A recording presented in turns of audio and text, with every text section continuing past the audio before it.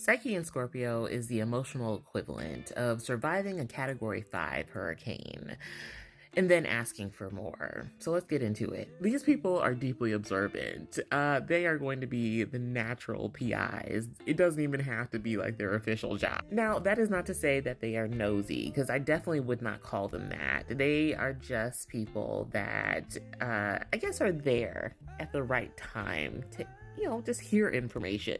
They just kind of happen upon it. And hey, it's not their fault, but they will definitely be the observer in the back, just kind of listening and filing away information for when they need to put the puzzle pieces together later. And I don't mean this in purely the 3D realm either. These people are highly gifted as mediums, psychics. They're just very tapped in to other worlds and realms. Now, unfortunately, with Psyche and Scorpio, a lot of times you see with this placement, you see people have a lot of trauma in their background.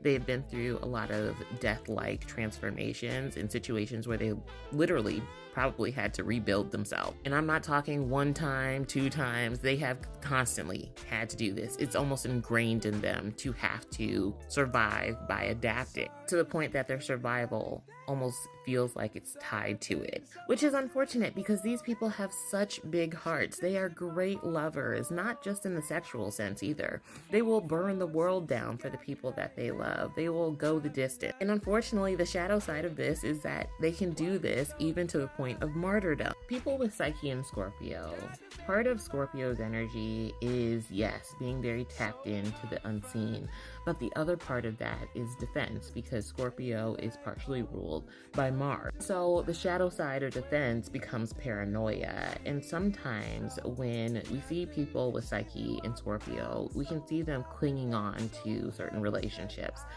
because there's a fear of abandonment there. Even if that fear is imagined, they'll still cling on to that unhealthily. Now, there is a second way that this can manifest, and unfortunately, it also blocks them from true intimacy, which is what they're truly after. And that can be that they can attract emotionally unavailable partners because they themselves have built up such thick walls because they feel like they constantly have to protect themselves, that they block out the partners that are willing to be vulnerable because they aren't being vulnerable. They just really want to be careful about making sure that control issues don't become a coping mechanism for their fears, because that can really become an issue with this placement. Because essentially what they're trying to do is guard against unpredictability, because unpredictability to them screams danger. It screams, I don't know what's happening and I could get hurt.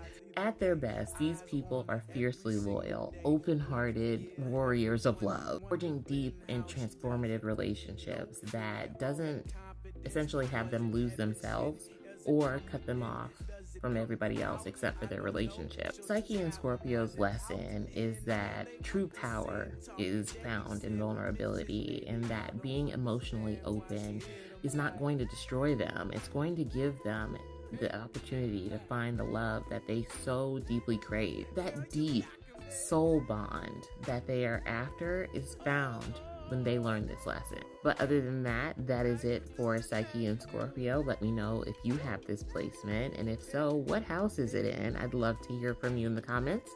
Other than that, I'll talk to you guys later. Bye.